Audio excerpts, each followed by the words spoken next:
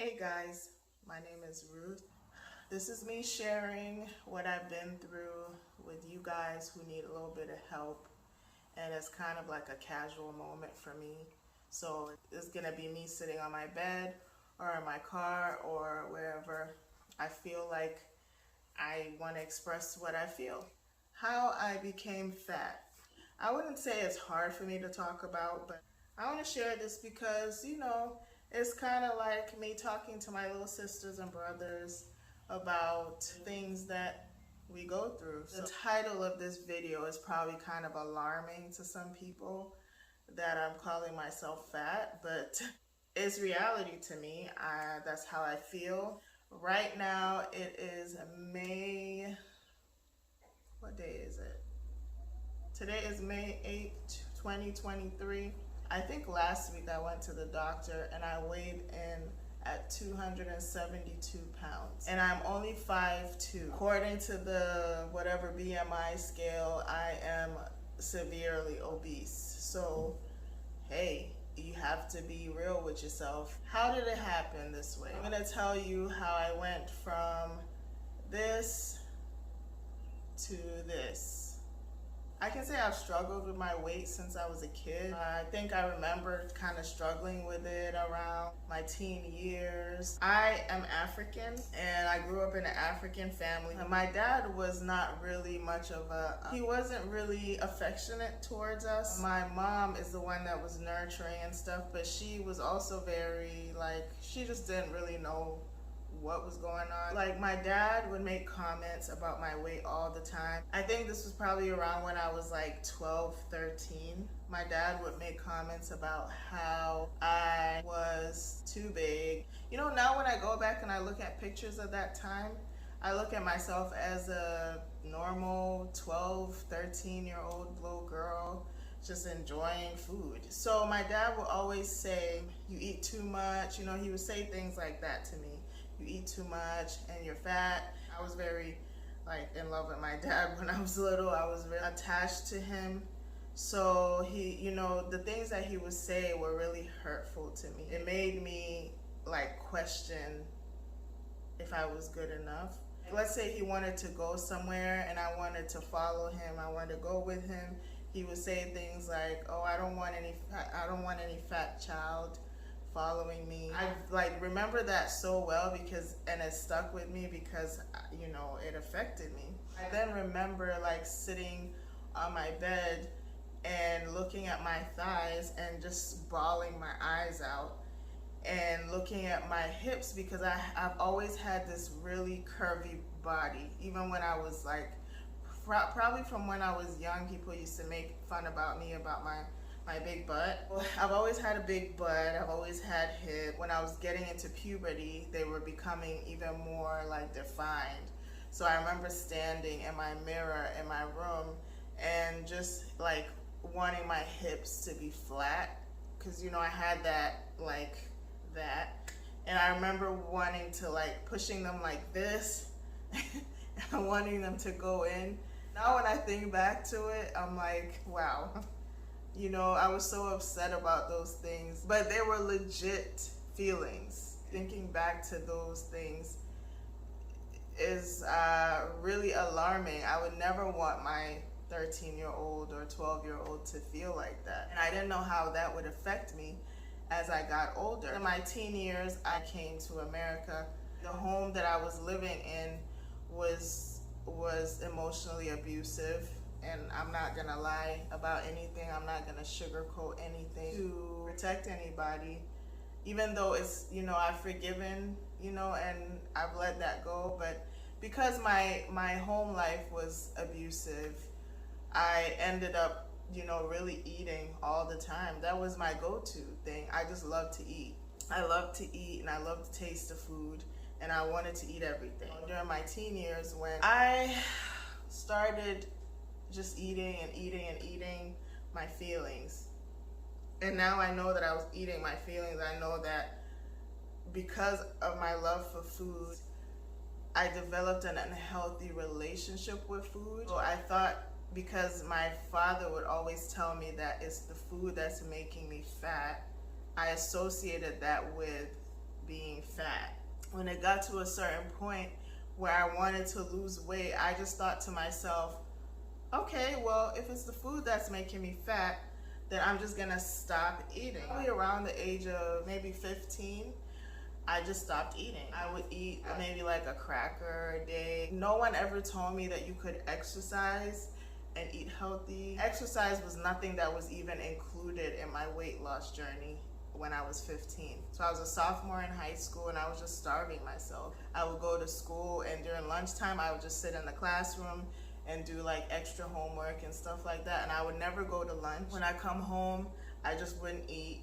Whatever was cooked at home, I just didn't touch. I talk with my hands a lot, so yeah, you're gonna have to get used to that. I was trying not to so much. By my junior year of high school, I had lost a significant amount of weight, and I didn't even know how much I weighed at my highest weight in those teen years. I had lost so much weight by my junior year, but I wasn't satisfied. I still wasn't satisfied. I just kept doing it and doing it and doing it. And then by my senior year, by graduation, I had totally lost like a whole ton of weight. Like I was so little. I was still not happy with it. It's so sad because I think I weighed maybe around 150 pounds at the time, maybe like 150. At the time, and still wasn't happy. I looked fine. I was like a normal teenager. You know, I was 17 when I graduated from high school. I remembered still not being happy with my body at graduation time. I'm a huge fashion person. Like I love fashion ever since I was little. My mom always knew that I always wanted the newest whatever it is people were wearing or doing to their hair or shoes or whatever. So I've just loved fashion forever. At 17, 18, I was able to wear some of the things that I wanted to wear, but I still just wasn't satisfied because I would look at girls my age and I would think, how come she's so skinny and I can't get to that point? How come I can't get to that really little frame? But now I know that that's not my frame. I'm just very curvy. I'm a curvy person. I love my shape. Okay, when I got to about age 20 now, I was in college. Now I wanted to rev it up even more. So I went on this extreme, I would say at the time I was doing intermittent fasting, but I didn't know that's what it was called. I was eating one meal a day, but a very little meal. And I would work out sometimes twice a day. I'd wake up, work out, drink green tea all day. I would eat like a really small little meal, and then in the evening I would work out, and that was the only meal I would eat all day. And I go the whole day till the next day after my workout, then I would eat again. So this is like an OMAD, one meal a day type thing. It worked very, very well. I got to my smallest, I think my smallest was 125 pounds. And I was very, very small at that point. At that point, I kind of stopped thinking about my weight. It was something that was always on my mind. It's a constant obsession. Constant obsession with what I look like, how my clothes fit. In my 20s, that's when I started to really get into dating and stuff like that. Just bad relationships. So because my body was so curvy, men were just really attracted to me all the time. It's like men always just wanted to sleep with me. It wasn't like no one really wanted a relationship with me. They just wanted to sleep with me because of my body shape. The type of body shape that I have when I'm very small is just cute. When I got to that small frame, I didn't know how to eat or how to maintain it. I didn't know that you can eat healthy and work out. At the time, I knew you could work out and lose weight, so I was doing that. But eating healthy, having healthy meal choices, having veggies in your diet, or eating more fruit, things like that, was non-existent to me. I would just eat very little of whatever I ate, and I would work out like crazy. My body just kind of stayed at that little point for a little bit, and then because it's not manageable, you can't eat like that for a long period of time. You have to make lifestyle changes when you want to lose weight.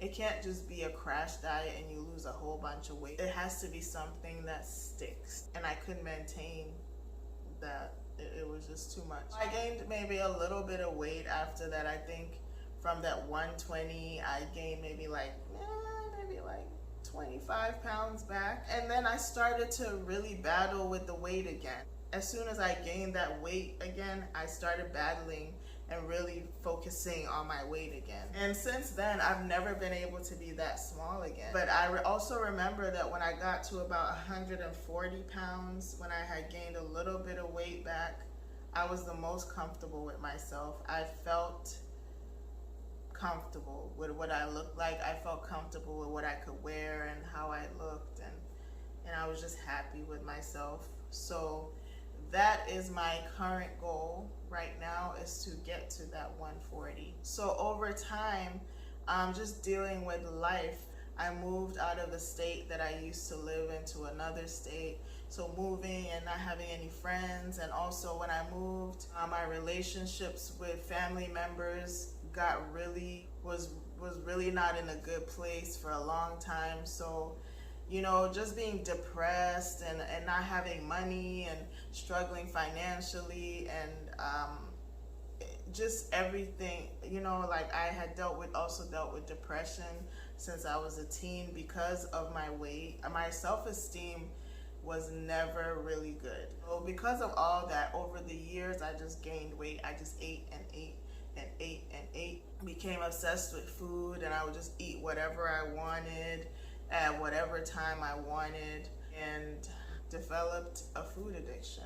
So currently at 270 pounds, 72 pounds, I am dealing with a food addiction, and I'm dealing with not being so obsessed when I put food in my mouth. Okay, I don't know if anyone deals with this, but do you ever feel like when you're eating that you don't want the food to, like, you don't want it to be gone? Like you're eating, right? And you think to yourself, this food is about to be finished, and you're just upset because the food is about to be finished. I don't know if I'm the only one who feels that way, but yeah, that's real. I've had to ask God to help me with that feeling, because, you know, I just don't know where it comes from. I don't know why I feel like that. I'm currently battling that. God has really, really helped me over the past couple of days, I would say. Really helped me realize that, you know, this is a problem. In my 30s now, I can't do that to my body anymore. You know, I can't abuse my body like that. I can't have this struggle for any longer, because once you hit 40, now I'm in my 30s, maybe it's a little bit of a sweet zone where I can lose the weight pretty quickly, maybe, and still be able to bounce back. But once you hit your 40s, it's like now you're, you know, it's not good now. Now you're gonna have a hard time, you know. And I haven't had any children yet, so, you know, I'm in a good place, I feel like, to be able to do something about it now. I should have done something about it in my 20s. I should have worked on my mental health, and that is the major issue. There's always an underlying issue to this. It's not about the weight. It's not about the weight. It's about the things that have made you make the decisions and the choices to gain the weight, the things on the inside that you have to work out. So if you have to go to therapy, if you have to talk to someone you trust, and even that, honestly, I don't even know how to start with that, because you can confide in some people and it might not be the right person. You know, that person might start to now feel like they're above you, or feel like, you know, you're being a nuisance to them, and you will feel that. They may not say it to you, but you will feel that, and by the way they talk to you or by the way they treat you and stuff like that. So you have to be careful with that, like with family members especially. There's some friends that will really stick by you because they're not your family. Be really careful with family. I really feel like that's something I have to make a video about. Even though we always say family is there through everything, yeah. But when it comes to mental health, it's really like a weird thing with family. Especially if they don't understand or they've never been through what you're going through, you need to stay away from that. I feel like you need to seek professional help for that, because sometimes family can make it worse, and that's been my case. Like I said, I don't want to, protect anyone's feelings, but I also don't want to blame anybody for what I'm going through. Where I'm at is because of my own choices, not because of any family members or anything. I have to take accountability for where I'm at and how my life is right now. Right now, I feel like I can do something about it, and I'm positive about that. I know that I can do something about it. I don't think, I know that I can do something about it. So my options right now are weight loss surgery. Like, I have seen a surgeon about VSG, but I feel like that's not an easy option for me, because financially I would probably have to come up with some money for that, and I do have health insurance from work, so that would cover some of it, but it won't cover all of it, and I really don't want to be stuck with, like the hospital bills and all that. So that's kind of like my second option at this point. My first option is just to suck it up and just do it myself. Work hard, get to that 140 pounds, 135, 140 pounds. I have to do it, and I'm gonna do it. I'm gonna do it. I'm not gonna make any more excuses about, oh, this is too hard. Like, that addiction to food has to stop. You cannot live your life this way anymore. I'm seriously pushing 40 right now, and I cannot be vulnerable anymore when it comes to food. I seriously have to look at it as an addiction. So I feel like food addiction is probably one of the hardest things to overcome, because we have to eat every day. If you were addicted to cocaine or alcohol, you don't have to, you can go cold turkey and be able to kind of like work your way through and break that addiction. You'll still need help, but you'll be fine. But with food, you can't. Okay, with food you can't. So I heard somewhere that a food addiction is it's like having a lion in a cage and taking it out every day and playing with it. Now that lion's probably gonna eat you. It's a very, very, very crazy thing to deal with. I can't even explain it to anybody, because I don't know anybody that's been through that, in my family. If you had a food addiction, let me know in the comments below. Let me know how you deal with it. I know therapy is great, but at this point, like I said, financially, therapy is kind of hard right now.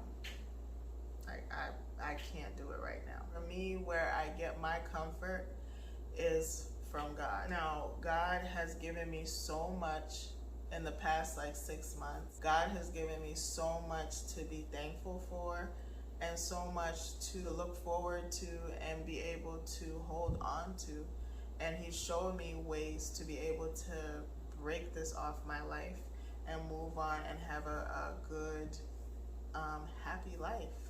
I can't thank God enough for bringing me to the point where I'm able to sit here and talk to you guys. I've been through a whole lot of stuff. I mean, trauma after trauma after trauma.